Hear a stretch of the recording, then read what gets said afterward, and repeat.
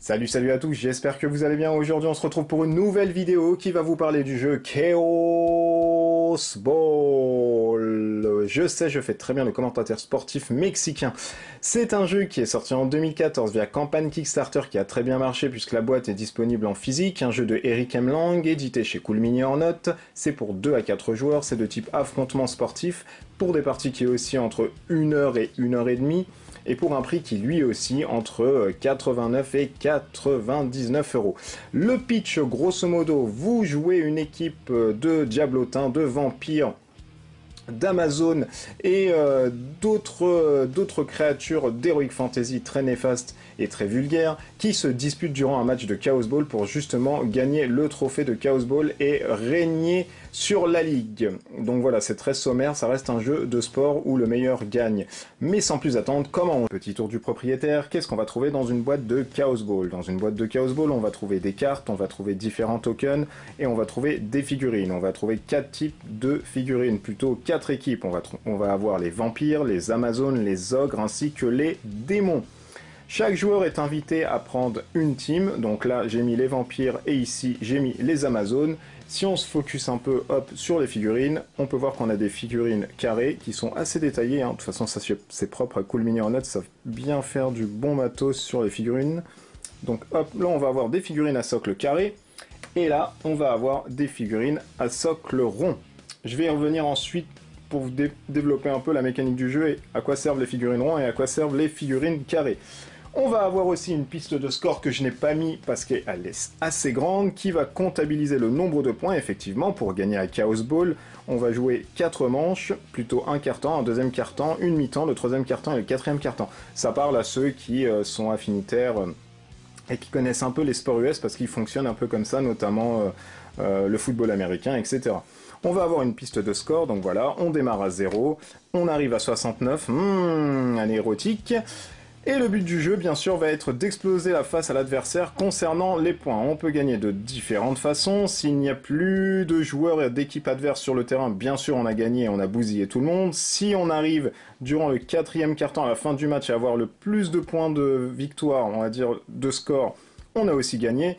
Et durant la partie, si on explose son adversaire avec une avance de 20 points sur lui, on a directement gagné la partie, qu'on soit dans le premier, deuxième, troisième, quatrième quart-temps. Donc ça j'enlève, hop, voilà ce qu'on va trouver. On va trouver aussi des petits coachs, donc ça c'est vachement bien foutu, c'est des compteurs en fait de points, de tracking, et c'est les entraîneurs des personnages. Donc là on a le vampire, avec ses oreilles pointues et son regard sadique, et là on a la Beautiful Amazon. Oh là, si on arrive à voir ici, ouais, là c'est terrible, elle est très bien moulé, sans faire de mauvais jeu de mots, vachement bien. Une fois que les joueurs ont récupéré leur team, on va ensuite adresser à chacun des joueurs une fiche de team. Sur la fiche de team, on va avoir plusieurs indications. On va avoir le nom du coach qui est répertorié au-dessus, donc là c'est Maya pour le coach des Amazones. On va avoir les 3 modes que peuvent faire chaque figurine, à savoir sprinter, tacler et attaquer, mais j'y reviendrai plus en détail quand vraiment je vous parlerai des actions des personnages. On va avoir le nombre de thunes où on commence la partie, donc c'est-à-dire ici on commence avec 11 d'argent, le nombre de fautes qu'on va faire durant la partie entière, donc plus on va faire de fautes et plus ça va être très grave, on va avoir des malus, etc. On peut monter jusqu'à 15 et c'est un jeu où on peut tricher, donc on va avoir des fautes par rapport aux triches. C'est un excellent jeu car on peut tricher dans ce jeu. On va ensuite avoir 3 stats ici que vous allez avoir, le handling qui va permettre au receveur de voler la balle à ses opposants, le tackling qui va permettre aux attaquants de tacler leurs opposants et le fighting qui va permettre de combattre. Donc ce sont des stats qui diffèrent par rapport à certaines teams. On va ensuite avoir une team habilité, donc l'habilité spéciale de l'équipe en question, le nombre de points de vie des socles carrés et le nombre de points de vie des socles ronds, à savoir on a des runners et des bruisers, et on va avoir les active upgrade points qui hop, commencent à 3 et qui vous permettent d'acheter des upgrades et de les mettre sur votre carte. À savoir que la carte ici est bien foutue parce que c'est une carte magnétique. Vous allez pouvoir coller et tout des petites magnettes qui vont symboliser vos améliorations. Une fois que les joueurs ont pris leur team, leur fiche de team, on va ensuite leur distribuer une main de 7 cartes. Effectivement, dans cette main de 7 cartes, on va pouvoir trouver 3 types de cartes. On va trouver des cartes triches qui sont des cartes rouges. Pour chaque carte rouge que vous allez jouer, vous allez potentiellement en fait avoir des fautes et des malus en fin de partie. On va avoir aussi des cartes bleues qui sont les cartes tactiques qui vont vous permettre de réaliser certaines tactiques durant la partie. Et on va avoir ensuite des Energy Cards, ce sont les cartes jaunes qui sont uniquement des cartes de valeur qui vont vous permettre d'être jouées uniquement quand vous allez challenger ou faire un duel avec votre opposant. C'est un peu la mécanique principale du jeu ici. Une fois qu'on a eu sa main de 7 cartes, que nos personnages ont été sur la ligne, à savoir les ronds vont sur les ronds et les carrés vont sur les carrés, on va pouvoir passer à la phase de draft des upgrades. Une fois qu'on a choisi son équipe, qu'on a pris sa main de 7 cartes, on va passer à la phase de draft concernant les améliorations. Une amélioration, qu'est-ce que c'est? C'est cette petite chose, une petite carte magnétique qu'on va pouvoir coller sur notre carte. Hop, si je reprends la carte d'un personnage, voilà, hop, là c'est collé et ça ne tombe pas. Et ça va permettre d'augmenter en fait les stats de votre équipe. On va en tirer un certain nombre par rapport à un certain joueur et on va les mettre ensuite sur la table. Le premier joueur qui va être le plus jeune autour de la table va commencer à enchérir par exemple sur cette capacité qui est le 8. Pour pouvoir enchérir sur une upgrade et pouvoir se l'approprier, il faut impérativement miser la somme qui se trouve en dessous, c'est-à-dire que cette compétence de base coûte 2, le joueur qui commence les enchères doit obligatoirement commencer à 2. Donc on peut dire que les Amazones se disent tiens, je vais acheter cette compétence à 2, les vampires se disent ah bah non, c'est aussi une bonne compétence, je mets 3, 4, 5, 6, etc. Une fois qu'il y a la personne qui achète et qui passe, on donne ça à la personne qui l'a acheté, on va dire que c'est les vampires, et les vampires ensuite peuvent prendre une autre compétence. Ils peuvent très bien passer en se disant bah non, je passe, je prends rien, et la personne à côté se dit bah tiens, moi pour 1 je vais prendre ça, etc. etc. Quand on a fini pour les upgrades, on va faire la même chose pour les Rangers. Alors les Rangers, ce sont un peu, hop, on va les voir ensemble, ce sont un peu les superstars qui vont rentrer dans votre team. Donc ce sont les mercenaires à qui vous allez donner de l'argent en disant hey, hop, viens combattre avec moi durant ce match parce que tu es super fort. On va avoir des spectres, on va avoir des ocres, on va avoir des Nacho Libre, on va avoir des éteints, on va avoir une superbe panthère, on va avoir des dragons, on va avoir un panda et on va avoir un roi de la mafia. Même principe, on va tirer un nombre de cartes au hasard, on va ensuite les mettre sur la table et on va renchérir sur les personnes. Donc moi je veux ça à 3, 4, 5, 6, etc. À savoir que vous pouvez mettre uniquement un Ranger sur votre table. Vous pouvez en acheter plusieurs, mais uniquement un Ranger devra venir sur la table. Les Rangers, on les dissocie par rapport... Hop, voilà, si on les voit ici, elles sont très très bien foutues les figurines. Je vais vous montrer le dragon, hop, il est énorme, il est très très grand. Le Mexicanos aussi est pas mal. C'est assez bien détaillé. Le fantôme aussi, hop, et le panda, moi j'aime beaucoup le panda. Hop, donc on va prendre le panda d'ailleurs. On va le mettre ici. Et on va passer tout de suite aux différentes caractéristiques des personnages. Après avoir fait le setup, positionner nos personnages, récupérer notre team et les différents mercenaires qu'on pourra avoir, il est important de voir ce qu'on peut faire avec une figurine. Je vous l'ai expliqué tout à l'heure, on va avoir plusieurs types de mouvements à Chaos Ball. Mais ces mouvements sont scindés par rapport à deux catégories de personnages. On va avoir les runners qui ont le socle rond. Eux, ce sont les personnes qui vont pouvoir scorer et voler la balle durant le jeu. Et uniquement les socles ronds. Et on va avoir ici les bruisers. Les bruisers, ce sont les socles carrés qui, eux, vont pouvoir tacler et attaquer leur opposant. Mais ils ne pourront jamais, jamais, au grand jamais, scorer. Et on va avoir les mercenaires, hop, les verts, qui sont les rangers. Eux sont tellement polyvalents qu'ils peuvent faire les deux. Donc ce sont à la fois des runners et des bruisers. Donc c'est les deux à la fois.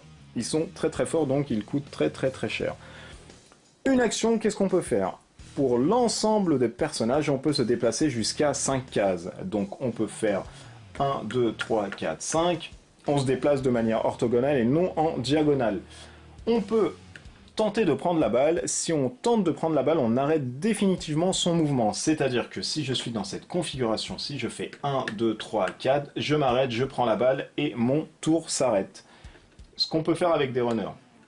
Vous allez me dire, mais à quoi sert la balle et pourquoi on s'entitine à prendre la balle alors qu'on peut défourailler tout le monde? Certes, c'est aussi une façon de faire à Chaos Ball. Vous pouvez très bien ne pas scorer de points et défoncer tout le monde. On va partir quand même du principe qu'on la joue en finesse, et le fait de prendre de la balle avec des runners et de commencer son tour sur une zone de scoring ou alors dans la zone adverse qui est très dur à atteindre parce que vous le voyez ici, vos adversaires font une ligne de front. Commencer son tour avec la balle dans une zone de scoring vous procure 1 point dans la première période. Dans la deuxième période, elle vous procure 2 points. Dans la troisième période, elle vous procure 3 points. Et dans la quatrième période, elle vous procure 4 points. Donc effectivement, peut-être scorer dans la première période, ça vous donne pas assez d'avantages, mais à la fin, ça peut vraiment faire la game. Donc voilà ce qu'on peut faire avec les runners. Le runner adverse peut faire la même chose, mais il peut, dès qu'il a fini son mouvement de 5 cases, donc 1, 2, 3 par exemple, 4, 5, s'il est adjacent à un autre runner adverse qui a la balle, il peut tenter de récupérer et de lui voler la balle. Et c'est là que rentrent en compte les duels. Dès lors qu'on va faire un duel, on va prendre nos mains de cartes, hop, et on va jouer des cartes d'énergie. Les cartes d'énergie sont de valeur 1 jusqu'à 5. On va en jouer une face cachée auquel on va rajouter ses stats. Donc par exemple ici, l'Amazone adverse veut très bien récupérer la balle parce que elle se sent dans une humeur pas joyeuse, donc elle va jouer un 3, et à côté, le vampire se dit j'ai pas beaucoup de cartes, donc je vais jouer un 2, on ne sait jamais, peut-être elle n'a rien aussi. On va ensuite révéler le duel, donc là, l'Amazone, elle a joué un 3, hop, et le vampire a joué un 2 pour se défendre. On va ensuite rajouter les stats qui se trouvent ici, donc on va prendre le handling, c'est pour voler la balle, le tackling, c'est pour tacler, je rappelle que le fighting, c'est pour taper. Donc le handling, les Amazones ont plus 1, donc finalement son 3 devient un 4. Et concernant le handling, hop, des vampires, il se trouve à 0. Malheur! Ils ont donc perdu ce duel. La balle, hop, revient directement à l'Amazone et le tour s'arrête. Voilà comment se passe un duel. Au fur et à mesure de la partie, vous allez jouer plusieurs valeurs. Une fois que vous allez jouer une valeur, celle-ci durant ce tour-là, donc durant le premier quart-temps, la valeur 3 sera comptée comme une valeur de 0. C'est une carte dite morte. Donc jouer une valeur très forte au début, c'est une valeur que vous n'allez pas pouvoir jouer durant la période entière. Il faudra attendre la seconde période pour ensuite reprendre des cartes vivantes. Dès lors qu'une personne va positionner un autre 3 ici, et même si une personne à côté positionne une carte vivante, elle gagne automatiquement le duel par un score de 3. On ne prend pas du tout les valeurs d'équipe, c'est-à-dire les modificateurs, la carte est morte. Si les deux joueurs par exemple refont un duel et l'Amazone joue un 3 et le vampire joue un 2, là les deux personnages ont joué des cartes mortes et on regarde par rapport à leurs stats. Si les stats sont équivalentes, c'est-à-dire que là, dans ce cas de figure, c'est les vampires qui auraient joué un 3 et les Amazones de 2, mais elles ont un modificateur de plus 1, c'est une égalité, le joueur actif va lancer un dé. Et sur le dé, il se trouve une phase de plus 1, de plus 2, de moins 1 et de moins 2. C'est ce qui va permettre de départager, donc le hasard. Effectivement, la vie est injuste. On va passer ensuite aux bruisers. Donc je le rappelle, les bruisers, ce sont un peu les grosses brutes qui peuvent tacler et attaquer. Ils ne peuvent en aucun cas scorer, mais ils peuvent récupérer ou recevoir la balle. Les bruisers, eux, pareil, peuvent se déplacer jusqu'à 3, tenter un tacle, ou se déplacer jusqu'à 3 et tenter d'attaquer la personne. Ils pourront bien sûr se déplacer jusqu'à 5, mais ne rien faire. Donc on va dire que celui-ci, le vampire, est très chafouin, il se dit « Ah ah ah, on m'a volé la balle, je vais me déplacer, je vais tenter un tacle. » Il va faire 1, 2 et 3. Dès lors qu'il arrive dans la zone adjacente de la personne, il va tenter un tackling pareillement. Donc il va jouer une carte face cachée, la personne pour se défendre va jouer une carte face cachée. Si le tacleur gagne, la personne est directement knockdown, donc elle sera inactive durant cette période. Et le joueur, lui, aura gagné son tackling. Si par contre le tacleur est contré et il a un défenseur qui lui a une forte valeur, le défenseur ensuite devra faire reculer l'attaquant d'une case. Donc il pourra le mettre ici, ici ou ici. Si les cases où il doit le reculer adjacentes sont coincées, il est dans l'obligation de le faire reculer. Donc si par exemple ici on a une figurine, ici on en a une autre, il est obligé de choisir celle-ci. Par contre, dans ce cas de figure-ci, la figurine ici qui a taclé doit bouger, elle ne peut pas, elle est directement, hop, mis knockdown, elle est KO. Donc ça c'est un point de règle qui est très important. On va avoir aussi le cas de figure où le tacleur ici va tacler et va gagner son tacle par rapport à une figurine qui a la balle. Il peut ensuite faire une avancée, un follow-up. Donc uniquement si la personne a la balle et portait la balle et vient de la lâcher. Et pour ce faire, en fait, il prend la case hop de la personne avec la balle et récupère automatiquement la balle. Si par contre le tacleur taclait une personne qui n'a pas la balle, il ne peut pas faire ce mouvement de follow-up. Donc je le rappelle, hein, les bruisers ne peuvent pas scorer, donc ils peuvent prendre la balle avec eux et ensuite la passer à d'autres personnes. C'est-à-dire que là, le joueur actif pourrait prendre à son tour la balle ici et puis se déplacer d'un nombre de 5 et aller scorer. Autre chose que peut faire le bruiser, c'est attaquer. Attaquer, c'est toujours la même chose, donc on joue une valeur, etc. Le gagnant va ensuite prendre X points de vie comparé au rapport de défense et d'attaque. C'est-à-dire que là, le vampire, par exemple, joue un 3 en un fighting, la personne de l'Amazon se défend à 2, on rajoute ensuite les modificateurs et on se dit que voilà, par exemple, le vampire gagne à 4 à 2. Donc là, l'Amazon va prendre directement 2 points de vie. Hop, on va mettre des petits squelettes ici pour symboliser qu'elle a pris 2 points de vie. Et si on regarde la fiche de personnage de l'Amazon, on voit que les runners ont uniquement 2 points de vie. Le runner meurt, il vient directement dans le camp des vampires pour dire que voilà, le vampire a tué au moins une figurine adverse. Si par contre, dans le cas contraire, le vampire n'arrive pas à infliger de blessures, c'est-à-dire que là, c'est le défenseur qui a une valeur plus forte que l'attaquant, eh bien, c'est uniquement l'attaquant qui prend une blessure. Donc là, on ne regarde pas le rapport de force entre le défenseur et l'attaquant, il prend directement une blessure, quel que soit le rapport entre les deux. Dernière chose à savoir sur les bruisers, les runners ainsi que les rangers, c'est les kill zones. Une figurine, hop, on va prendre le petit panda, une figurine possède ces cases adjacentes comme étant des kill zones. Donc c'est-à-dire que le panda, lui, ici a une kill zone, une kill zone, une kill zone et une kill zone. Les kill zones, qu'est-ce que c'est? C'est des zones où le joueur pourra interagir durant le déplacement du joueur adverse. Par exemple, prenons l'exemple d'un runner qui aimerait se déplacer et récupérer une balle qui se trouverait par exemple, allez, on va dire ici. Le runner va faire par exemple 1, 2, 3, 4. Il va rentrer dans la kill zone du panda et le joueur justement qui joue le panda peut faire hop hop hop hop hop, jeune moussaillon, tu rentres dans ma kill zone, je vais tenter de te mettre KO avec un tackling ou t'infliger des points de dégâts, puisque je le rappelle, le ranger est à la fois un bruiser et un runner. Donc pour ce faire, il peut initialiser un duel avec son adversaire, toujours, hein, on va jouer des valeurs, on va voir ensuite la plus forte valeur, et ça permettra de répondre au mouvement du runner. C'est-à-dire que là, le runner arrive, il fait 4 ici, le panda décide de tacler, il gagne son tacle, hop, il tacle directement la personne avant qu'elle ait fini son mouvement. Autre cas de figure, on peut trouver ici une autre personne. Le panda décide de ne rien faire, il dit bah non, finalement je laisse passer, il n'y a pas de problème.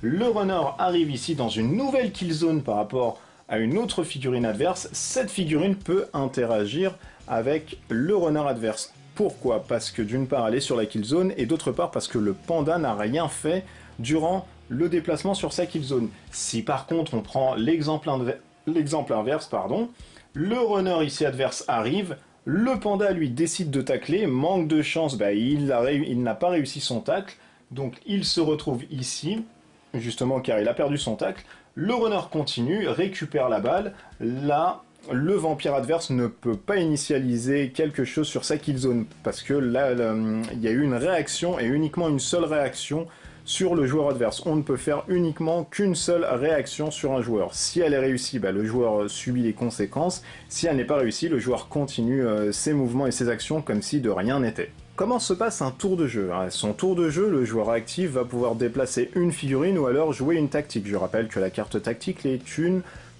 carte de couleur bleue, donc il pourra faire soit l'une, soit l'autre action. Il décide par exemple de prendre la balle et se dit bah tiens, je vais aller ici, je vais faire 1, 2, 3, j'ai le droit jusqu'à 5, mais je récupère la balle, hop, et mon tour s'arrête. Il est dans l'obligation ensuite de récupérer autant de cartes pour recompléter sa main, mais là il commence avec une main de 7 cartes, donc il est à son maximum. Ensuite, le joueur adverse qui a aussi une main de cette carte va se dire « Ah bah tiens, je vais essayer de tacler ce runner ». Le runner, lui, va se trouver taclé, donc l'Amazone va faire 1, 2, 3. On arrive dans une kill zone, le runner, lui, ne peut pas interagir parce qu'il ne peut pas attaquer ou tacler. Par contre, si, par exemple, ici, le bruiser avait une balle, il aurait pu tenter uniquement de voler la balle à son opposant. Le runner ne peut uniquement voler la balle, il peut faire que ça. Donc là, l'Amazone arrive, elle se dit « Ah ah ah, jeune galopin, je vais te taper dessus ». Elle joue une carte, c'est un 3, et le vampire joue un 4. Après les modificateurs, on va dire que le vampire gagne. Donc la figurine ici qui voulait tacler se retrouve dans l'une des cases adjacentes. Et le joueur vampire se dit « Bah tiens, je vais te mettre ici, jeune galopine, tu ne pourras plus faire la maline ». La personne qui a joué sur le tour des Amazones a joué une carte, donc elle récupère une carte dans sa main pour recompléter sa main à 7 cartes. À la fin du tour d'un joueur, si le joueur actif qui vient de finir son tour a joué une carte qui est la 9e carte des cartes jouées durant son tour, on arrête la fin de la période. Il y a un tour supplémentaire à son opposant et aux autres joueurs, et ensuite dès que ça revient au tour du joueur qui a joué la 9e carte, on arrête la période. Qu'est-ce qui se passe durant la première vers la deuxième période? Les personnes qui étaient KO, hop, se rétablissent. Les personnes qui ont pris des blessures ne se soignent pas. On laisse l'ensemble des figurines telles qu'elles sont sur leur positionnement dans l'arène. La balle revient au centre et tout ce qui est token de mur ou de flamme dans l'arène disparaissent. Ensuite, on regarde si des joueurs ont joué des cartes cheat, donc je le rappelle, ce sont des cartes rouges. Pour chaque carte rouge que la personne a, la personne pourra dépenser 1 d'argent pour soudoyer l'arbitre en lui disant « Non, non, non, non, tu n'as rien vu, tiens, prends un peu de fric, il n'y a pas de problème ». Si par contre vous n'avez plus d'argent, pour chaque carte rouge qu'il va rester sur votre tableau de bord, on va dire, ou sur votre zone de jeu, on va lancer un dé rouge. Sur un +1, on prend une faute, sur un +2, on prend 2 fautes, sur un -1 et un -2, vous avez de la chance car l'arbitre est corrompu sans avoir donné de l'argent, hop, et on n'augmente pas son tracker. Dès que le tracker arrive à 15, c'est le maximum qu'on puisse arriver, on ne pourra jamais augmenter au-delà de 15 fautes. Ensuite, pour chaque figurine runner qui se trouverait sur un point de scoring sans la balle, je le rappelle, ou avec la balle, il n'y a pas de problème car en fin de période, on regarde vraiment les zones de scoring ici, ici, ici.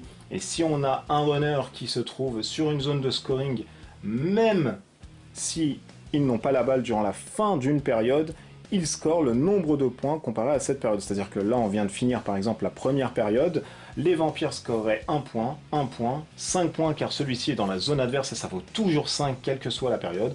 Donc on aurait 7 points, pardon, j'ai du mal à compter, on aurait 7 points durant cette fin de première période. À la fin de la deuxième période, c'est la même chose, sauf qu'on a un petit changement. L'ensemble du plateau, pareil, hein, est enlevé, les tokens, etc. On les enlève, il n'y a pas de problème. On score le nombre de runners qui se trouvent sur une case de scoring, donc ici on scorerait 2, 2 ça fait 4, ici 5, donc on serait à 9 points de score durant la fin de la deuxième période. Et autre changement et subtilité, tous les pions blessures sont enlevés et tout le monde reprend sa place initiale. Durant la fin de la deuxième période, c'est ce qu'on appelle la mi-temps, le half-time. Donc tout le monde récupère sa place, on recommence un nouveau tour. Et là, on peut faire intervenir, si l'on souhaite, nos rangers qui peuvent rentrer directement dans l'arène. On peut changer aussi ses upgrades, donc si on a acheté différentes améliorations et on voit que dans les 2 premiers cartons, on s'est mal dégoupillé avec cette extension, on peut en rajouter une autre en se disant tiens finalement celle-ci va peut-être comboter. Chose qu'on doit faire aussi durant toute la fin des mi-temps. Si on a perdu plusieurs personnages, on est obligé de les remplacer. Donc à la première mi-temps, si on est dans cette configuration-ci, le joueur vampire, lui, manque par exemple d'un bruiser et d'un autre runner, il est obligé de récupérer dans son banc un runner qu'il va positionner par contre sur la ligne de démarrage, alors que ça soit ici, ici, ici, il faut que ça soit une position de runner, et un bruiser sur une ligne de démarrage pareillement.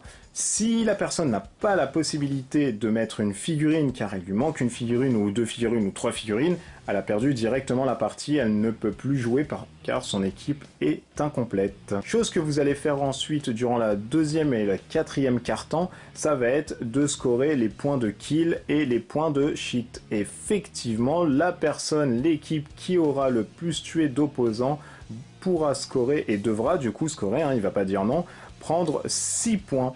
La personne qui aura le plus triché devra prendre moins 5 points. Donc si vous faites un peu le compte, une personne qui tue le plus durant la partie pourra prendre jusqu'à 12 points, et la personne qui triche le plus dans la partie pourra prendre jusqu'à moins 10 points. Et voilà donc comment se joue Chaos Ball, un jeu qui est hyper dynamique, hyper frénétique. On pourrait croire que les parties sont longues et qu'elles ne sont pas rapides du tout. Non, franchement, c'est très très très rapide. Alors il y a 4 cartons, certes, des fois il y a des joueurs qui ne jouent pas du tout de cartes, donc il faut attendre un peu parce qu'ils positionnent juste leur figurine.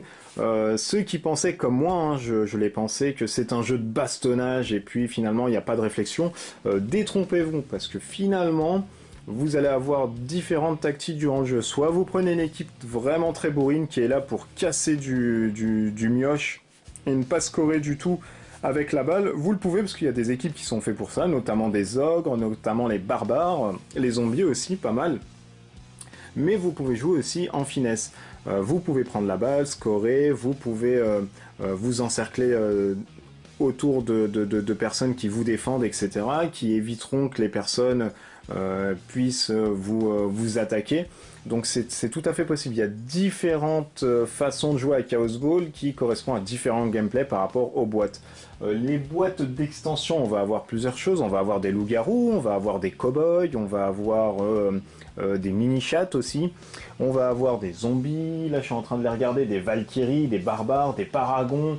On va avoir des sorciers, enfin on va avoir vraiment beaucoup d'équipes, différents gameplays. Et chaque équipe est vraiment différente. Ensuite, rajouter à cela les rangers, on va avoir différents rangers. À savoir que dans la boîte de base, il y en a 6 ou 8 à peu près, il y en a 8, je viens de regarder, donc il y en a 8. Vous allez pouvoir trouver dans le commerce, pareil, des rangers supplémentaires qui vont booster un peu votre équipe. À savoir que les rangers, eux, prennent aussi les stats de votre team, et ils prennent aussi les compétences de la team.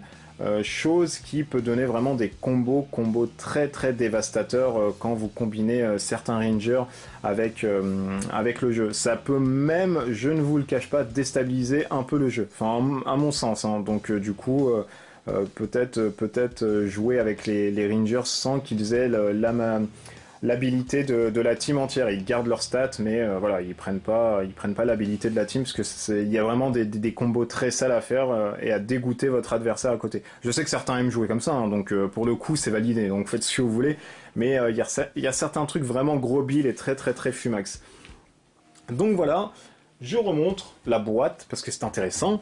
Hop, Chaos Ball, un jeu de Eric M. Lang, c'est sorti en 2014 pour 2 à 4 joueurs, c'est édité chez Cool Mini or Not, c'est de l'affrontement sport, c'est ma foi très bien, parce que voilà, système de bluff, est-ce que t'as joué un 2, est-ce que t'as joué un 3, est-ce que voilà, t'as joué ta plus forte valeur, mais peut-être t'as une autre carte, et il y a une carte qui sort en dessous de la manche, qui est une carte plus 6 où il triche, et il a le droit de tricher en plus dans le jeu. Donc non, c'est vachement pas mal, on est là à compter les valeurs, alors ok, il te reste 1, moi j'ai joué un 4, je peux plus jouer un 4, toi t'as encore un 2 peut-être caché, etc. Donc ça donne vraiment à des réflexions qui vous feraient couler le cerveau de par votre nez. Et c'est vachement intéressant, moi l'idée de bluff, etc. c'est très bien foutu, les cartes triches, mais c'est énorme. Vous pouvez jouer une carte en disant bah non, finalement tu révèles ta carte et choisis en conséquence de ce que tu vas jouer. Et c'est vraiment terrible, c'est vraiment terrible, c'est des parties de rigolade, tout le monde rigole autour de la table. Alors c'est prévu pour 2 à 4 joueurs. Moi je joue qu'à 2 joueurs à ça. Pourquoi? Parce que déjà c'est des parties moins longues, et puis voilà, à 4 ensuite c'est vraiment le gros foutoir à mon sens, et je joue pas tellement à 4 ni à 3 parce que je trouve pas intéressant de jouer ce jeu à 3 ou 4. J'ose imaginer qu'à 3 ou 4, voire à 4, c'est plus intéressant pour de de la pseudo-diplomatie, on va dire, frauduleuse, en disant oui, oui, t'inquiète pas, on va le tacler, nous, et à son tour, finalement, il va vous tacler la gueule directement, il va faire une petite alliance, une coalition. C'est peut-être Game of Thrones sur un jeu de foot, finalement. Quand vous jouez à 4, vous allez avoir 4 maisons, et ensuite, vous truandez à chaque tour. Pourquoi pas, hein, franchement, ça va peut-être bien tourner, mais moi, je vois vraiment pas l'intérêt de jouer à 4. Je préfère vraiment jouer à 2, me concentrer sur ma team, de voir l'autre, comment il réagit, etc. À 4, ça devient vraiment le foutoir parce qu'il faut compter vraiment ce que les autres font, etc. Du 2 contre 2, pourquoi pas, en fait. Ça reste possible, mais rester peut-être sur 2 joueurs. J'en profite en même temps pour vous présenter, le Chaos League Pack. Alors ça, c'est un pack qui vous permet d'avoir 2 Rangers supplémentaires, donc 2 Superstars supplémentaires, une nana avec sa moto. Bah, on se demande pourquoi il y a une moto sur le terrain, mais pourquoi pas, franchement, ça doit être drôle. Je connais pas du tout les règles pour ce Ranger, mais ça doit être très marrant. Et puis Frankenstein, lui apparemment c'est une grosse brute qui a beaucoup de points de vie et qui vous met une mandale, vous sortez directement du jeu. Donc ça rajoute un nouveau terrain. Le terrain n'est pas vert, il est bleu. Ça vous rajoute un autre set de cartes qui va vous permettre, en fait, avec cette boîte, de jouer directement. Vous avez les cartes adéquates, vous avez un autre plateau, et vous avez juste à prendre 2 teams à côté, mettre 2 joueurs, et puis ils peuvent jouer en même temps que vous. Donc ça, c'est vachement classe. Moi, j'ai pris ça parce que, voilà, j'ai des potes qui voulaient faire une ligue, etc. Et on s'est dit, à 4, c'était le meilleur moyen de prendre 2 plateaux, 2 sets de cartes, et puis de jouer directement. Les ligues sont bien foutues, parce que vous allez pouvoir augmenter, en fait, les stats de vos personnages. Sur les stats, ne regardez pas le handling, le tackling, et puis quand vous tapez, hein, c'est pas vraiment ça que vous allez augmenter, ça va être augmenter les caractéristiques des upgrades que vous allez pouvoir mettre. Je vous ai dit en début de vidéo, vous allez pouvoir commencer à 3 dans un jeu standard, et uniquement 3. Là, vous allez pouvoir augmenter, vous allez pouvoir monter jusqu'à 5-6, et augmenter des upgrades par rapport à ça. Sachant que les upgrades, vous les jouez uniquement par rapport au coût d'achat. Elles vont de 1 à 3, et si vous achetez une upgrade à 3 et que dans le jeu de base, de toute façon, vous pouvez aller jusqu'à 3 maximum, ça va être une seule upgrade. Si vous achetez différentes upgrades à une, vous allez pouvoir en mettre jusqu'à 3 par exemple. Donc c'est vachement intéressant en ligue de builder un peu sa team, de la renforcer, puis vous sentez vraiment l'évolution, parce que vous partez finalement de rien, et puis à la fin, vous voyez que votre schéma de jeu est adapté par rapport à ça. Donc voilà, Chaos Ball. Ça c'est dispo, alors moi j'ai acheté ça chez Ludiworld, il y avait un prix hyper intéressant, donc du coup je me suis rué dessus parce que j'aime beaucoup le jeu, et j'en ai profité pour faire la vidéo parce que voilà, il y a eu le Chaos Ball League Pack, je me suis dit bah tiens, j'ai pas fait de vidéo sur Chaos Ball, faudra la faire, et je sais que j'ai vu, alors moi j'ai pris ça d'une personne qui avait revendu son pledge, avec toutes les extensions, etc. Alors, il fut un temps, en fait il y a 2 ans de ça. Par contre, le jeu, je sais, pareil, chez Ludiworld, en fait, est aux alentours, si je ne dis pas de bêtises, de 69 € où il vaut 90 €. Donc voilà, franchement, moins 20 €. Si vous avez la possibilité de le prendre, allez-y, foncez dessus. Je vous mettrai le lien de façon de la boutique où il y a la fiche du produit. Et pour voir, hein, si ça vous intéresse, essayez de le prendre à petit prix. Rouez-vous dessus parce qu'à 90, bah voilà, ça reste quand même une grosse boîte. Elle est justifiée, hein, le prix est vachement justifié pour ce que vous trouvez à l'intérieur. Parce qu'il y a, voilà, il y a un matos pléthorique à l'intérieur, il y a plein de choses à faire. Il y a plein de teams, les figurines sont cool, etc. Donc ça n'enlève rien. Sur les 100 €, il n'y a pas de souci. Maintenant, vous le trouvez à 70 autre part. Franchement, foncez-y si ça vous donne l'envie. Et si cette vidéo vous a permis de voir ce qu'était Chaos Ball, et si vous vous dites ah bah tiens, ça c'est un jeu carrément pour moi, bah voilà, vous avez la possibilité de prendre au moins le jeu à moins 20 €, ce qui est pas négligeable. À côté, vous prenez le League Pack si vous avez aimé, etc. Donc voilà. Et bien c'était une vidéo qui vous a présenté Chaos Ball. Nous on se retrouve pour une autre vidéo. Je ne sais pas de quoi je vais parler, comme vous savez, hein, c'est toujours incertain de quoi je vais parler le lendemain. Je ne sais même pas si je serai encore là le lendemain, on ne sait jamais. Donc voilà, merci encore, hein, vous êtes de plus en plus nombreux encore à vous abonner, si bien que quand j'ai fait ma fanpage sur Facebook, il y a eu un bump au niveau des abos. C'est cool, hein, merci, franchement, je ne peux que vous remercier et faire des jeux concours, mais là, hein, j'en ai fait un, et d'ailleurs je dis bravo encore aux gagnants à qui j'ai annoncé sur Facebook, voilà, donc si vous voulez voir qui c'est l'héritier du Phénix, vous pouvez aller sur la fanpage de la chaîne pour voir qui c'était. D'ici là, écoutez, portez-vous bien. Moi, j'espère que vous allez continuer à jouer et regarder et me supporter. Et puis, à bientôt pour une nouvelle vidéo.